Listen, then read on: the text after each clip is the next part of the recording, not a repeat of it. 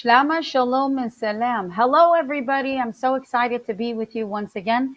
Thank you for tuning in to the Mona K Show. I'm your host, Mona K Oshana, coming to you live from this Facebook page. And of course, it's going to be all over the internet, social media. After we finish broadcasting it today, it's going to be shared everywhere. And thank you. Our viewership keeps continuing to grow. I want to thank all of you for committing to come back and watch us. And for those of you that are here for the first time, thank you for watching and we hope you enjoy the program. I am so excited about today's program, truly, because we have a very special guest with us. But before I introduce to you our special guest, of course, I always want to let you know about the book that has recently, not recently, but we've been featuring every week, which is called, let me see if I can get it on camera. Here we go. It's called The Assyrian Prophecy by the author, Dr. Ron Susek. He's a best-selling author. He's a pastor and, of course, a dear friend to the show. Don't forget that we are giving away 5 books a week. We have actually surpassed the 5 books a week. We are actually giving away more, but nevertheless, please message me with your name, telephone number, and actually your name, your address, and your email, and that way we can ship one for you. Actually, Dr. Susak will sign, autograph the book, and he will be sending it to you, shipping it to you directly. But it's going to be free to you of charge because the Mona K Show is gifting this to everyone. And for those of you that would like to buy it, of course, you can go to the AssyrianProject.org and you can order it. Now, Christmas is coming. This would be wonderful. And for those of you that keep saying, I have the book, well, why don't you go ahead and buy it for someone else? Maybe a non-Assyrian speaking friend, family members, because this book is a wealth of information. It talks about the prophecy in Isaiah 19, how God will, or yet has yet to fulfill the prophecy in Isaiah 19, where it speaks from verse 23 to 25, where it speaks about a highway that will be formed from Assyria, Israel, and Egypt. All three will worship the true God, the creator of the heaven and earth. And so that prophecy is yet to be.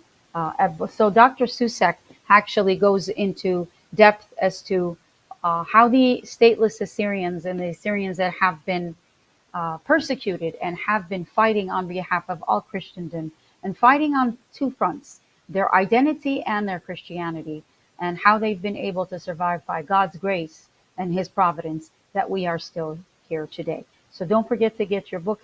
Again, we're going to showcase we're going to show the website at the end of the program. But right now, I'm so excited to introduce a woman that I have grown to, watch grow in her wisdom and grow in her activism. And she is so motivational. I am so glad that with us today is Miss Marissa Hamilton. As many of you in Arizona have the privilege of knowing her up close, you've seen her activism, you have seen her work, you have seen her passion. She is a former City Phoenix mayoral candidate. She co-founded a nonpartisan grassroots organization called ezaz.org that makes civic action easy as pie, as the website says. EZAZ.org has I think I don't know what they've reached. I think there are over 7,000 members right now and growing. She is the co-founder of this organization, and she loves the grassroots activities and actions because she fights for the people, because she is of the people. And I am so happy that she agreed to be on the program today because there's nobody that can answer many of the questions. She is so rounded in many of the questions that pertain to us as we the people, that our rights are being taken away from, that we need to take action, and we need to be vigilant, and we need to be awake in all that's going on. So I want to welcome my sister, Marissa Hamilton. Welcome to the program. Hello, thanks for having me. I see the background of the Capitol, which I was there a few weeks ago. So you're in Washington. Tell us what's going on. Why are you there again? I I am in DC again. I am here with FreedomWorks. We had the Center for Economic Policy, I think is what it's called. Yeah, Center for Economic Policy. And so we had another fly-in today, and I had the privilege and honor of training about another 50 grassroots activists from all over the country, this time on how the grassroots can impact budgets and the economy and make our country free again. Yeah, something that our government has lost all sight of, apparently. So maybe we can 50 people at a time will wake up America, huh, Marissa? Absolutely. We are changing the framework of our nation. I think you can see it tonight with the election. That's why I wanted to come down to the Capitol, because the momentum is on our side. It's on the side of the people. We, the people, are speaking up every single day. We are taking back our cities. We are taking back our states. We are taking back our school boards. And we're going to take back this Capitol right behind me in the House and the Senate come 2022. And I'm very excited about it. I was with you a few weeks ago when we prayed over the Capitol, and of course, we went over to the White House and we prayed individually at the White House. I do want to thank you first and foremost for inviting me to be one of the candidates that actually was chosen to go to Washington with you a few weeks ago. I truly not only enjoyed myself, but felt the camaraderie and the link between not only our group here from Phoenix, but like minded people from across the country. I'm sure I speak for all of us in Phoenix, Marissa, to thank you for your stewardship of your ambassadorship with FreedomWorks to allow us to join forces in our fight to save our country because we can't all do it alone. If we join forces, it's going to be a much harder. We're going to be a force to be reckoned with, and of course, always thankful for the tremendous work that FreedomWorks is doing as you are working with them, and you are the ambassador from Phoenix to FreedomWorks. So I want to thank you for doing all that you do for the sake of our country. Well, thank you so much for having me on, and thank you for your tenacity and helping to keep all of our grassroots informed in fighting for freedom, not just here at home, but all over the world. Absolutely, we need to make everyone aware. I seem to think that I know this is a local program that's coming from Phoenix, but it goes across the country. But the world was always has been involved and is so concerned. And where America goes, the rest of the world goes. So when I tell people we have a global audience, it's really important that we hear from people outside of the country that actually are looking in from the outside and saying, what is happening in America? Yeah, absolutely. I mean, today we had some people that are newly naturalized citizens, and I always love to hear from people that immigrated here from other countries, and they were pleading with us. They were like, there is nowhere else to go. We The rest of the world is falling apart. The rest of the world is full bent on totalitarianism, and America is the last stand. So we have got to save our nation, and we have got to help to restore liberty around the world. Amen. Because otherwise, if America falls, then the whole world falls in darkness, and that's just not acceptable. And I know that both you and I and all of our listeners, we're just not going to let it happen. Absolutely, we're going to fight to death because this is, as the immigrants are saying, and I'm an immigrant myself, and I always have been saying, from we escaped from where we came from to America. From America, where do we go? There's no other place. So this is why we have to fight fiercely for America because it is the last stand. Seriously. But Marissa, before we begin our conversation, I have a lot of questions I want to ask you. I want to kind of preface what you've been working on, and I think the interview you just had with Save the Nation, I want people to get an idea of the you said you love my tenacity, but I will use the same term back at you because you are so fierce in everything you do, and it what you speak comes right from the heart. And so I want to play this, Fred. And by the way, we are coming to you live through Cinnamon Production. My brother Fred Duman, who always does a tremendous job putting these programs together. So we're going to go ahead and ask Fred to go ahead and play that clip. Welcome back to Save the Nation. We here at FreedomWorks are always talking about grassroots activism, and that's because we have over 6 million activists across the country. So joining me today is one of those special activists, Marissa Hamilton from Arizona. Marissa, thanks so much for being here. Thank you for having me. So Marissa, I want to talk to you a little bit about all the amazing work that you are doing in your local community. What's going on right now in your community in Arizona? We have so much activity happening in Arizona. Our biggest challenge right now is finding a space large enough to hold all of our activists. That's a great problem to have. It's fantastic. I absolutely love the challenge. We're working right now on actually having a dedicated grassroots space for our training and for our events, because we went from having meetings in living rooms and dens to now where we have 300, 400, 500 activists coming to our events. Wow, that's incredible. So Marissa, you were here last weekend actually for one of the FreedomWorks fly-ins. You said that your people from Arizona made up over half of the people coming in, because that's just how passionate you guys are down there about the stuff that's going on. What are you all fighting for? So we are fighting for the survival of our state, for the survival of freedom and liberty. I mean, Arizona has been the last stand of election integrity. We have an audit report that's about to come out any day now. We have been fighting against the vaccine mandates. We've been fighting against the mask mandates. We've been fighting for educational freedom. I mean, the left has really gotten more aggressive than I think anyone ever imagined would happen to America. And we are fighting against that boot that they are putting on our necks, because this is America. We are supposed to have liberty, and our grassroots is saying, not here. Go back to California if you want that. So Marissa, you and I have worked together for a couple years now here in DC doing different trainings, and you have been in the game for a long time. I mentioned you had run for mayor of Phoenix and done certain other activities to put you in positions of leadership and just really rise up that grassroots in Arizona. What got you so motivated to start taking action? So I'm actually a survivor of domestic violence, and what I found, I had a very good career. Many times people, and especially women in that situation, they might be stay-at-home moms, they're very vulnerable financially, but I was in a fairly decent situation, and it was still very difficult for me to get out of it.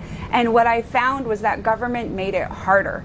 And so after I was able to flee, I started helping other women. I started helping moms. I took in a family, and I found that at every step of the way, government almost entrapped victims in these circumstances. Oftentimes government would empower the abusers. Government would use the children almost as currency through all their systems. And I could not stand for that. And so that is what originally got me active in making such a difference. Before that, I would care about current events. I was a little bit of a keyboard warrior. I was in the supply chain, and so I would interact with lobbyists from time to time to stop government from doing bad things to the supply chain. But when I saw what they were doing to children, when I saw what they were doing to women, that is when I had to step up and say, no more. We have got to take our government back. What an incredible testimony, Marissa. That's amazing to hear that you went from being that keyboard warrior to really doing something and putting action behind your words. I love to hear that. So for people that are watching right now and they're inspired by your story, they're inspired by our other 6 million activists that they get to hear from every so often, how can they get involved in fighting back against their own government? Well, in Arizona, after my mayor's race, where we stopped the defunding of the police, we stopped BLM Plaza, stopped our mayor from doing a lot of bad things, and stopped her from running for governor because she spent $1 million on my little 3-month campaign, we hit the ground running. We did not take a break. We worked heavily on election integrity. And then in April, we started an organization called easyaz.org. And that is low barrier activism. We make civic action easy as pie. We have a monthly pie club where we educate activists on how to be effective. We just, for the first time, had the grassroots go through the election manual draft from our Secretary of State, and we found so many bad things. I called a former staffer for the Secretary of State and said, how many emails do you usually get on public comment? And they said 2 to 3, maybe max 10. We sent 4,500 emails from our grassroots activists in Arizona. And so I highly recommend make civic action easy, make it accessible. We try to keep all of our activism 1 minute or less. If you have 15 minutes, you can save our state, you can change our country. And so that is the purpose of what we're doing with EasyAZ. Well, 15 minutes. I think all of us can spare 15 minutes in even our very busy days. Marissa, can you repeat where people can find you again? Sure, you go to easyaz.org. Wonderful. Marissa Hamilton, thank you so much for being with us today on Save the Nation and for all the fantastic work that you are doing for your own community and for our country. Thank you so much for having me on, and it's so great to see you again. You're so welcome. And thank you so much for joining us today on this episode of Save the Nation. We hope you have a wonderful... Marissa, I mean, that in itself, I mean, it deserves a wow, times three. Unbelievable what you are doing. I don't know where you find the time, but sister, you are motivational. I mean, you are so inspiring. Well, thank you so much, and thanks for playing that video. It was really a pleasure to be on the Newsmax show with Save the Nation. I was very excited about that. And Absolutely. just to be able to share our message. And we got messages from all over the country asking how we can help that grassroots organizations in their own local areas get started. So I'm super excited about all the momentum that we have. Absolutely. And I'm so glad that we have you here in Arizona. So we got to kind of boast about you. And yeah, she is from Arizona. And so, you know what? As we were in Washington, everybody, we had about 16, 17 people go with us. And I know everybody that was asking, oh, you're from Arizona. And I heard a lot of people saying, where Arizona goes, the rest of the country goes. So it's very important that what we're doing here, it's almost like everybody's watching us. Yeah, absolutely. Arizona is a very important state because in large part because of what we've done with the audit. But another reason why is because our U.S. Senate race is a very flippable race. Mark Kelly does not have a handle on it. And with the energy that we're seeing across the country, especially with the turnout of the elections tonight, we expect that we're going to have a big, huge red wave in 2022. But the only way that happens is if we, the people, stand up, if we hold our legislators accountable, if we get our economic freedom back, if we get our educational freedom back, our medical freedom back. These are all things that we, the people, are going to have to fight for in the grassroots, especially considering what happened today in the Arizona Supreme Court. They shut down the lawsuit that we had appealed, that our governor had appealed with the single subject rule that's in our Constitution. And so we lost today all of the election integrity bills that we had in the budget. And unfortunately, we also lost the vaccine passport and mask mandate prohibitions. Wow. So we need to, it was a good day for America, but a very sad day for Arizona. And so that just means we're going to have to work that much harder. Tomorrow, I'm actually here tonight at the Capitol because I am taking the first flight out tomorrow. I was supposed to spend the day in DC. But it is too important. We have got to push back. And so I'm taking the first flight out. Tomorrow afternoon, we have a rally from 1 to 4 p.m. at the Arizona Capitol for medical freedom. And we need everyone possible to show up to that because we have to take a stand and show our governor and show those legislators, those weak, wimpy, pansy legislators, that we, the people, mean business. We need them to get back to work and to save our jobs, save our economic freedom, save our medical freedom, and stop the totalitarianism in Arizona. So basically work for us, the people, not for yourselves. Yeah, absolutely. Because many of them have elections coming up next year, and I hope that they see what happened tonight across the country means that they will be firmly rejected if they do not save our state. We will make sure that not a single one of them wins re-election. And it's tomorrow at the Capitol building here in Phoenix from 1 p.m. to 4 p.m., correct? Yes. Okay. Now, for those of you that are seeing this bar with the Civic Action Made Easy with the sidebar QR, if you point your camera to that bar, it'll actually take you to the easyaz.org website. We made it very easy. Thank you, Fred from Cinnamon, for putting that on the screen. For those of you that want to know how to get in touch with Marissa, and how to get involved in this activism, this powerful activism that is taking fire, it's actually spreading all across the country. So Marissa Hamilton is not just in Arizona, as much as we love her and she is one of our own, but she is becoming a force to be reckoned with nationally. So for those of you that want to get involved, even if you're out of the country, if there's something that you can do, I mean, you know what? Sometimes the pocket speaks louder So I mean, we need your activism in many different ways, not only physically but financially. So that barcode or that QR, if you hit your camera on there, it'll take you straight to your to the easyaz.org website. Now, Marissa, I wanna talk to you about the mayoral race that you were involved in. You ran for the mayoral race against Kate Gallego. Even though you did not win. However, I love how you spoke about it, turning it around to find the silver lining and taking that, I don't want to call it a defeat, but a setback into a victory.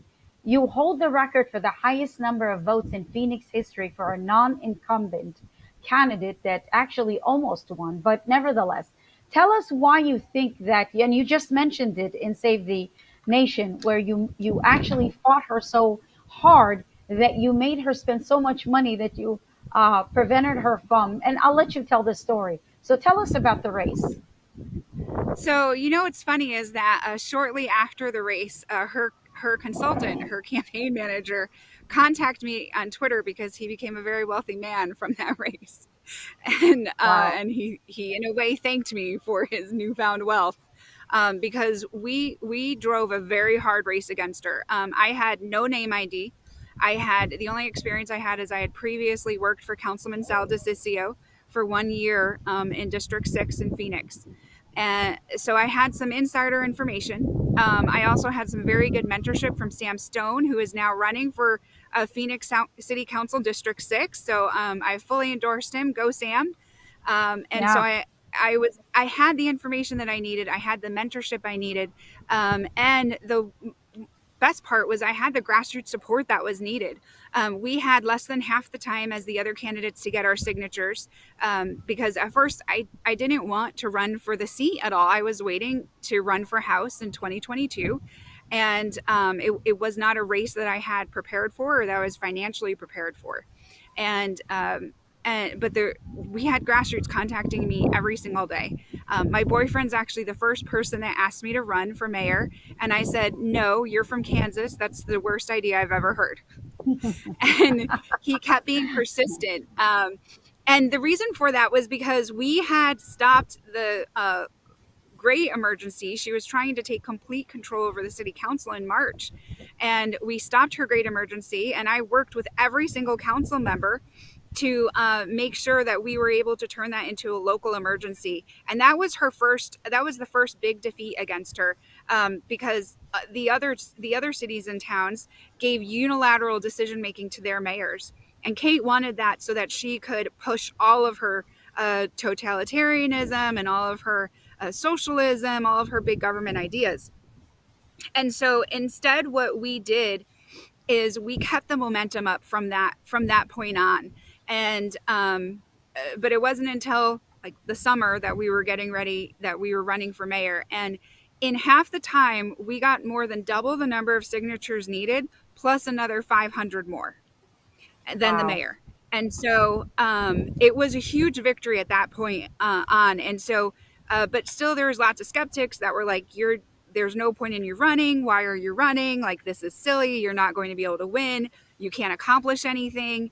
Losers never win anything. And I was like, no, if we allow this mayor that has locked down our city, that pushed a lockdown statewide, that is trying to defund the police, if we allow her to go unanswered, then the message from the voters will be that she has ultimate power and the council will have to beg to her will. And there was no way I was going to let that to happen. So we organized a very strategic plan. I did a significant amount of data analysis on the race to find the wedge issues. We did a significant number of door knocking to find out what the top issues were from the voters. And one of the biggest issues we found was that they did not approve of her pro BLM Antifa defund the police. They were very upset Wow. that she allowed the riots to continue in Phoenix. She allowed them to continue for 3 days. And the governor had to step in on the fourth day and call the riots off and have our police take control back over the city as they spread to Scottsdale. So we used that momentum to inform the voters. And the thing that we found is that many of the voters, especially in the South Phoenix and Maryvale area, which is our most diverse communities, it's also a very poor area of the city. They were all of these astroturf radical leftist organizations that are paid. A lot of it is actual physically George Soros money. They were waging protests every day, riots regularly all through the summer, trying to do insurrections on the Phoenix Police Department. And they were saying their community no longer supported the police and they wanted the police out of their community. So Wow. we went door knocking in those neighborhoods. I rallied together some people that speak Spanish. I added a Google Translate on my phone for when I wasn't able to have someone door knocking with me that spoke Spanish.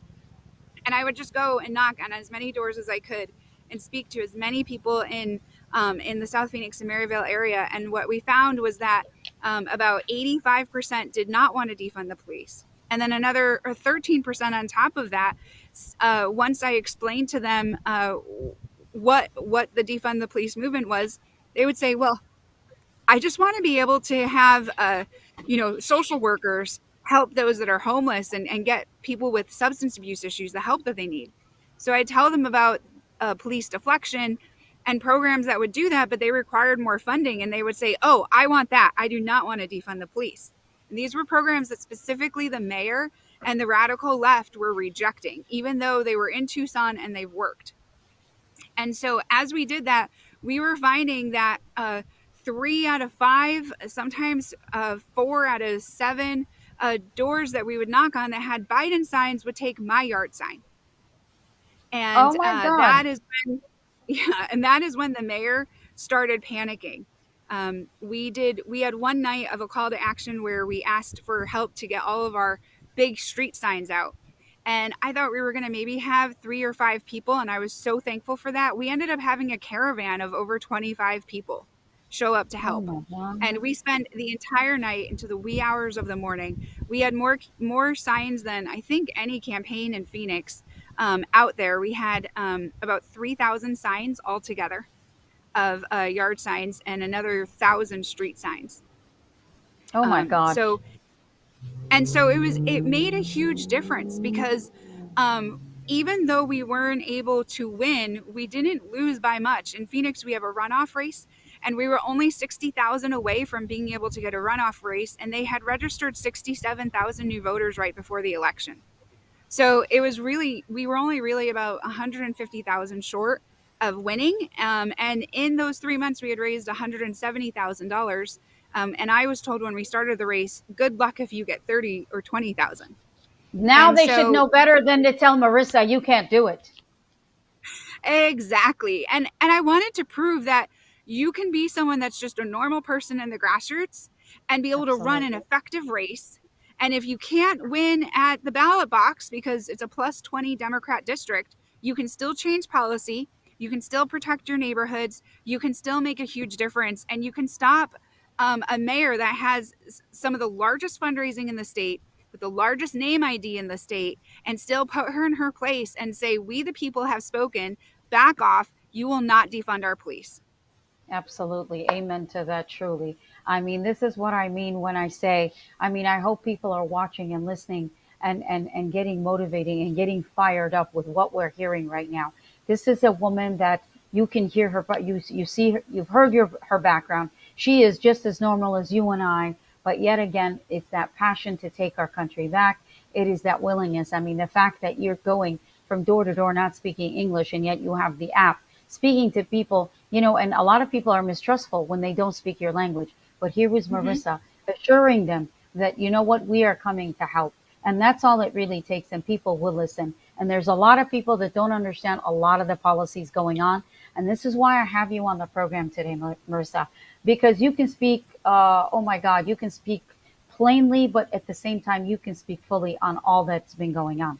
Now, the one thing that we have been, of course, it's just overwhelmed with is the audit. You have been one of the leaders, and I met so many of the ladies, Patty Porter, and I can't think of their Heather, Shelby, all of the people that were there that were involved with the audit, and yet there was pushback, of course, from the left on that. A lot of people in Arizona and the global community, if not the national community, understand that there is an audit going on in Arizona. Can you briefly give us what the audit results are, or what it took, and what the process was to get the audit started, and what you were doing? Because I know a lot of the volunteers were interested. Explain the audit and tell us where we are at this point.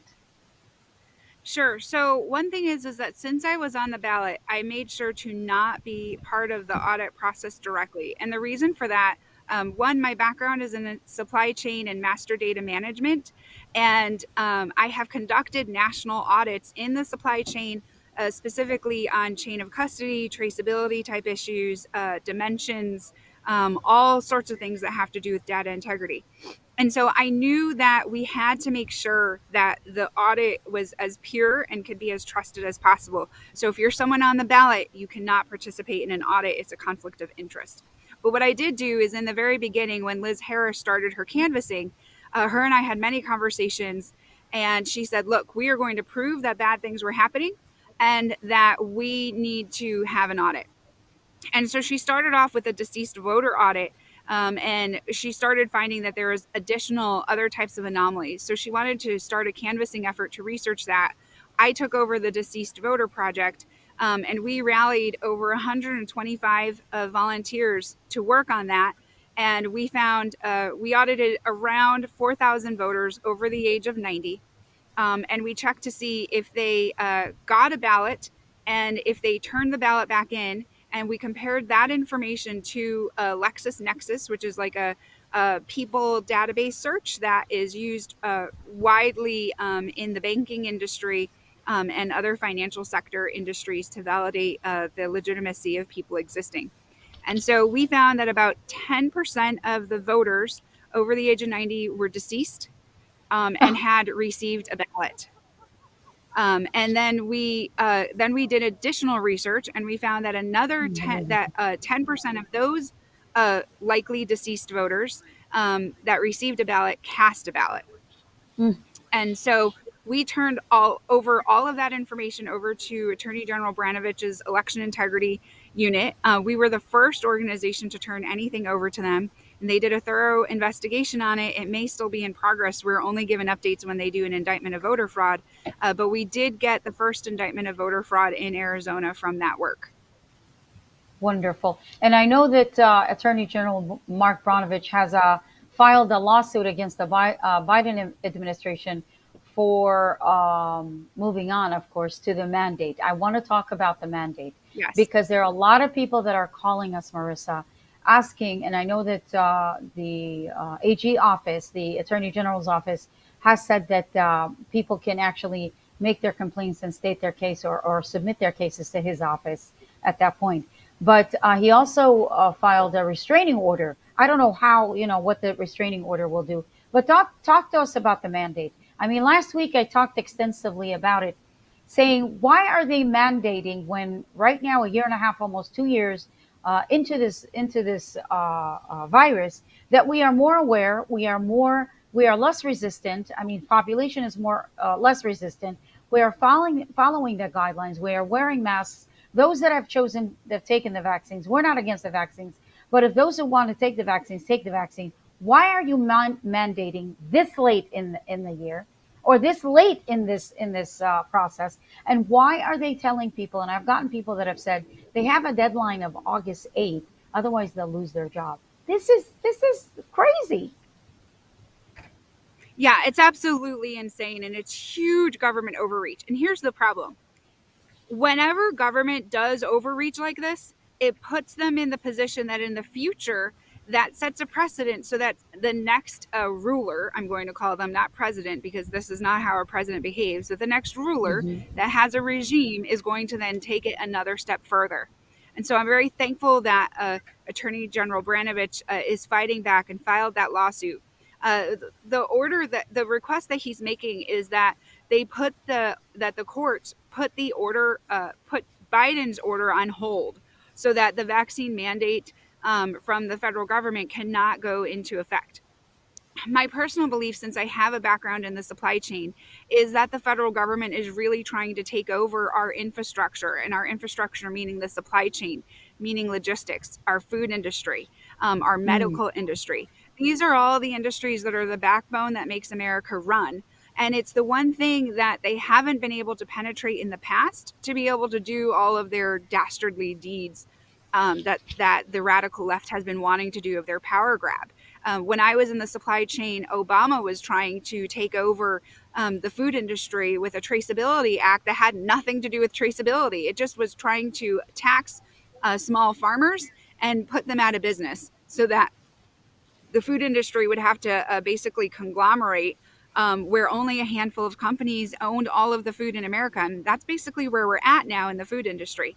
We Most of our farms have consolidated under just a handful of companies, especially on the meat side, our beef producers. And so with the lockdowns, they did a direct interruption into the economy and a direct disruption of the supply chain globally. So when the lockdowns first happened, I went on live streams every night and said, "This is what's going to happen. You're going to see empty store shelves. You're going to see disruptions in the supply chain. Eventually, it will catch up, and you will have backlog in the shipping industry, and we will not be able to get our goods here." And that is what we're seeing right now. I said we would have massive amounts of inflation. We have massive amounts of inflation and price increases. You can see what's happening with our oil when you go to get gas at the gas tank. And so I am very thankful that Attorney General Branovich is taking this so seriously, especially since our legislature let us down.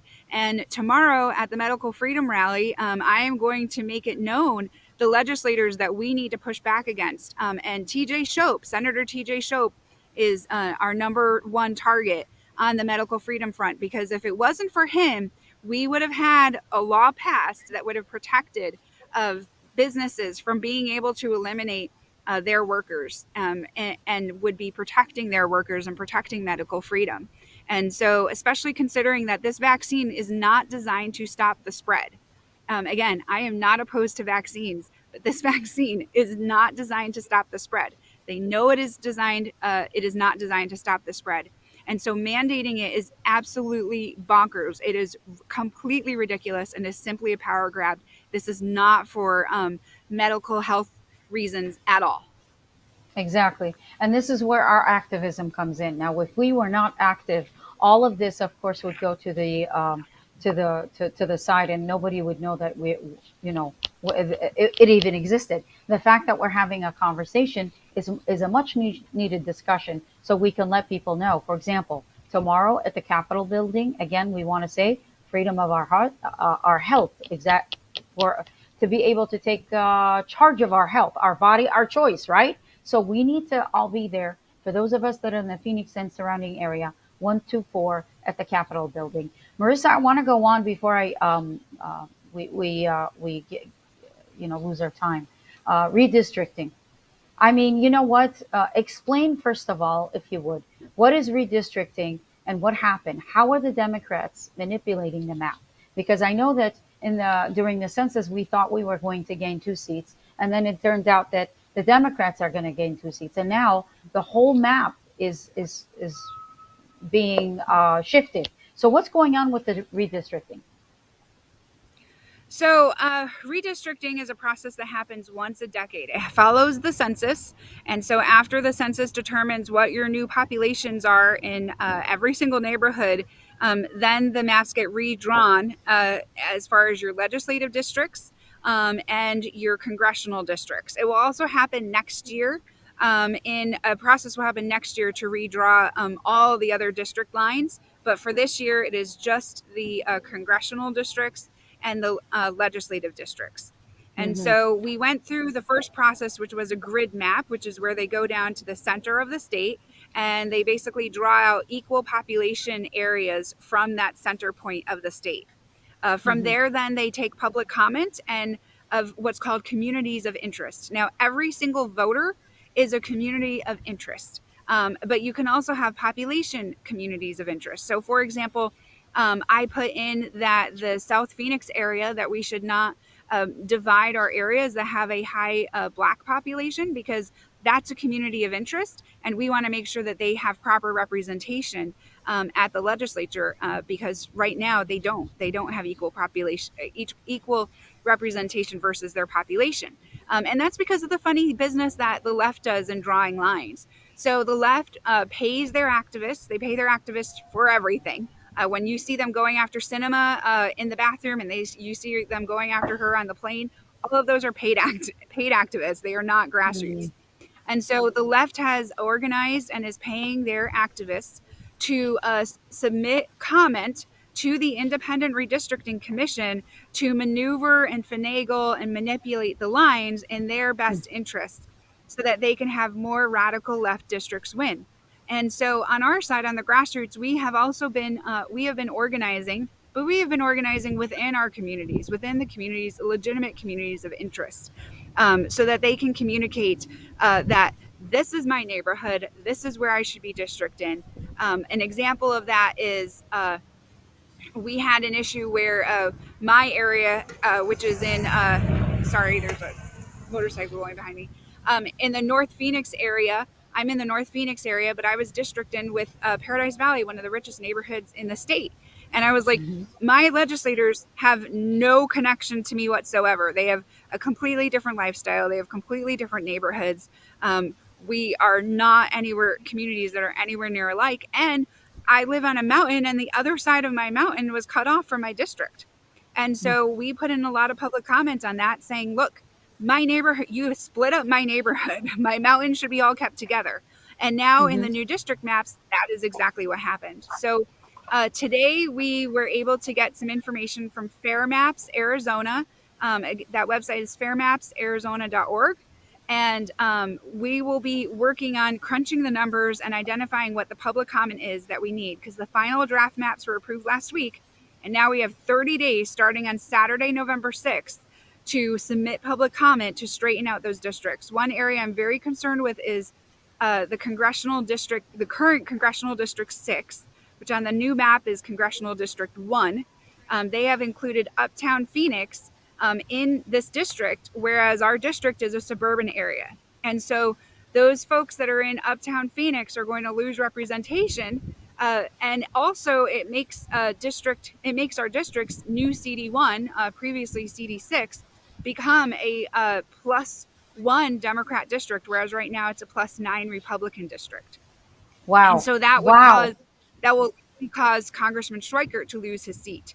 And so what we're asking is that Uptown Phoenix be moved to be kept with Central Phoenix, since it's the same demographics, the same type of population, as far as and same neighborhoods as far as it being an urban neighborhood. Keep the urban neighborhoods together, and instead maybe bring in a little bit more of the northwest area of that boundary, because they've moved me into Lesko's district. So move me back into Schweikert's district and put Uptown Phoenix with South Phoenix and Central Phoenix like it should be, and have those communities of interest properly represented. So I ask you all to sign up on easyaz.org. Subscribe there. We have an entire page dedicated to redistricting. You can go to that page. You can sign up to volunteer for public comment. We are going to need you to show up and public comment at the tour that they're doing all over the state. There will be a location that's convenient to you. And you can go on that page. It's easyaz.org/redistricting and learn all about it. And of course, we're providing that QR right there, like I said, at the bottom of your screen, Civic Action Made Easy. So go ahead and put your camera, open your camera, point it to face it to the QR, and it'll take you straight to Easy AZ. And of course, from there, you can go to redistricting, correct?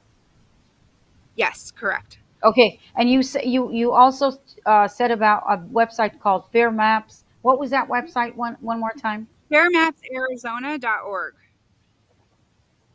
.org. Okay, I'm going to provide that in my comments as we share this program. And the last thing I want to talk to you, I know you said we just lost the case in courts today about election integrity. Now, I talk about my community because, as you know, I represent the Assyrian community. And during the time of the last election, it was such a rally of the Assyrian community, who are legal for the most part, legal immigrants, that for the most part, people were saying, We've been here for decades and we've never voted. And we motivated them. And it was so motivational. The whole country came out to vote. But now I'm afraid that there are a lot of people that are they're disparaged from coming back to the polls to vote because of everything that has happened. What would you say to those people that want to stay home and say, I don't want to vote because my vote doesn't count anymore? So I actually faced someone with that same opinion today. They are from Georgia, and they said they did Mm-hmm. not vote in the Senate race. And Mm-hmm. I said, well, I want to say this to you in the kindest, most lovable way, but you contributed to totalitarianism. When I ran for Phoenix mayor, I had to resign from my job, and I was planning to go back to it in January. But then I found out that my employer, which is Wells Fargo, was canceling the bank accounts of conservatives and PACs and C4s, and that was shocking to me. And I said, if we are at the point that banks are canceling bank accounts simply because there's an R next to your name, we are worse off than I ever thought. So I have not gone back to work. I have not gone back to collect a paycheck.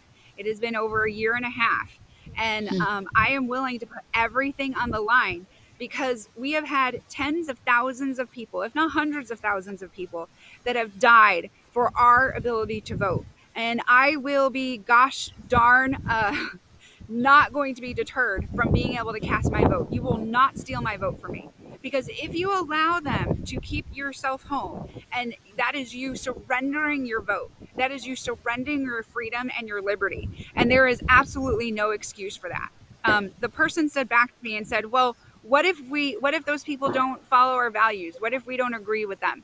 And I said, then you do a reduction in harm strategy and you vote for the lesser evil, because you right now you are going to have one candidate on the ballot that is willing to take away your ability to eat, that is willing to take away your ability to have a job, that is willing to take away your ability to get medical care, that is willing to take away your ability to get education. And then you have someone else. And that is the way it is. You have either someone that is there to take away every single liberty that you have and is happy to let you starve and be homeless, and be uneducated and have that happen for future generations if you don't follow the boot of government, or you have someone else on the ballot. So vote for Yeah. that someone else. And if you don't, you need to understand that you are contributing to totalitarianism, because when Mhm. you don't vote, no one records that you didn't vote. No one cares. You are viewed as an apathetic voter, and the candidates do not care, because to them you're wasting their time. You're not going to vote Mhm. anyway. You're not going to make your voice heard. You don't care enough to participate. And so, what I said to her ultimately is, I said, look, I look at voting as the last ditch effort in an election cycle.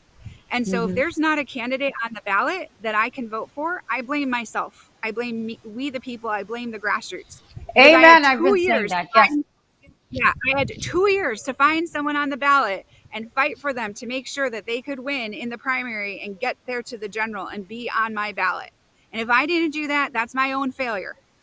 And so what I said is, you need to take responsibility for the fact that you didn't get it done, and move and do a reduction in harm vote, and then make sure that that fires you up, that the next election cycle you won't let anything stop you from having the right person on that ballot that you believe in. Exactly. So we got to take charge of our government because we are authority. We are the government. We, the people, must not resolve to the point where we elect people and send them to Washington and they stop representing us and start representing themselves. Yeah. We need to and hold them and if accountable. someone Correct. And if someone doesn't like the way the election system operates, well, guess what? In the middle of January, we're going to have another legislative session. Karen Fann just announced today, President Karen Fann just announced that Senator Kelly Townsend is going to be the chair of the Government and Elections Committee in the Senate. So every single election integrity bill that needs to get heard, that needs to get passed, Kelly will make sure it gets heard.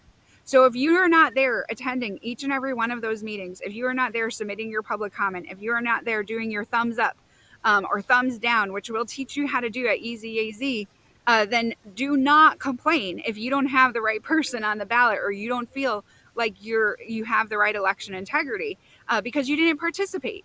Absolutely. You don't get to complain if you did not participate. So we make it super easy at ezaz.org. If you go on our website and sign up for step 1, we will go down to the Arizona Capitol and get you a username and password so that you can then sign on to the Arizona legislative system and do thumbs up or thumbs down on the bills.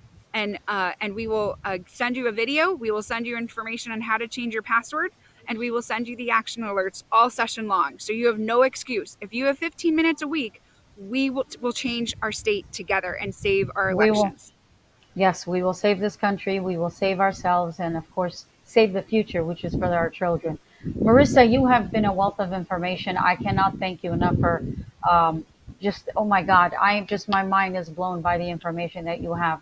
For those of you that want to get involved, once again, I know we're launching a new Assyrian American Patriots Coalition. I want to assure you that all of us are going to be signing up to be better informed, to be trained by you. And I asked you that when we were in Washington. So we're getting ready to put our group together so we can come out there and be trained. And by the way, it's not just easyaz.org. Marissa also has her own website, which is marissahamilton.com. Isn't that right, Marissa? If I'm not getting that wrong? Yes, at marissahamilton.com is where I post all my research papers, my briefings, my reports. That's all my legislative work is. I post that there. And the other important thing is that on November 13th, if you are serious about changing our government, you are serious about wanting to make a difference, on November 13th, our sister C3 organization, easycivics.org, again, that's easycivics.org, is having a grassroots boot camp. It's a civic education boot camp to teach you not only how does government operate, but how to operate your government. And so we're bringing in the Center for Self-Governance in for a full day of training. In the morning, they're going to do a session on the Arizona Constitution, which is very important. It's the reason why we lost this court battle today with our state Supreme Court over the mandates. And then at lunchtime, I will be doing a training on the Fab Five essentials of freedom, of activism, on how to do everything you need to do to win in the next election as the grassroots. And then after that, the Center for Self-Governance will come back and they will do their political leadership class, which is the first part of a 3-part series. This is a powerful boot camp because they teach you that government is like an engine, and we the people are like the pilots and the mechanics of a plane, with government being the engine. And so they teach us how to be very effective and strategic. They especially have experience in pushing back against the federal government, like the DOJ, in them trying to take over the Phoenix police, or when the BLM was trying to take over the farms and the cattle farmers. And so it is absolutely vital that you take this training. Once you go through the training, they will give you exercises to do on your own, such as contacting legislators, putting the work into action. When you pass those exercises, you then are able to move on to the next level. And after the third class, when you pass those exercises, then you are certified in their Center for Self-Governance training. But this is the training that was able to get us our ballot harvesting law that made ballot harvesting illegal, which was a huge win for election integrity. So if you care about election integrity, if you care about medical freedom, if you care about securing our elections, if you care about economic freedom, anything under the sun, if you care about not having our police defunded, I need you to take this training. If you care about taking back our school boards, I need you to take this training. Absolutely. And I'm going to end this conversation, this wonderful conversation, with a Bible verse where it says, "My people perish for lack of knowledge." And you have Marissa Hamilton right now, easyaz.org, giving us all the information and the training and the tools that we need to be able to activate our right to actually hold our government accountable. And like you said, like engine, we're the pilots. So we have to operate that engine. So Marissa, once again, thank you so much. Have safe travels back to Phoenix, and then we'll probably see you at the Capitol tomorrow. Yes, you will, tomorrow afternoon. All right, we'll see you then. Thank you so much, Brandon. dear, and God bless you. Let's go, Brandon. Let's go, Brandon. Thank you. God bless you too. And I hope everyone has a safe and wonderful evening tonight. You too. Thank you, Marissa. And so with that, we want to say thank you for tuning in to the Mona K Show until we see you next time. But, I want to end it with, what, if you really want to see a change, someone told me, if you want to really see a change around you, you must change yourself.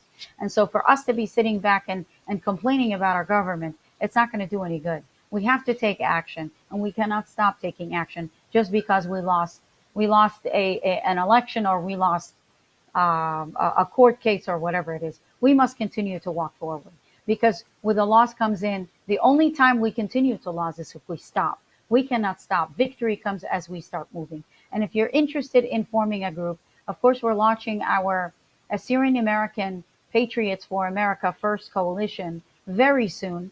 It's coming up. So if you'd like to join our coalition, and if you'd like to come with us to sign up for these trainings at ezaz.org, please contact me or message me and let me know that you want to be part of the group, because I'm already taking I'll probably be taking between 10 and 12 people to the program, and we'll see if we can add on. So if you're interested, please go ahead and let us know. In the meantime, thank you very much for watching.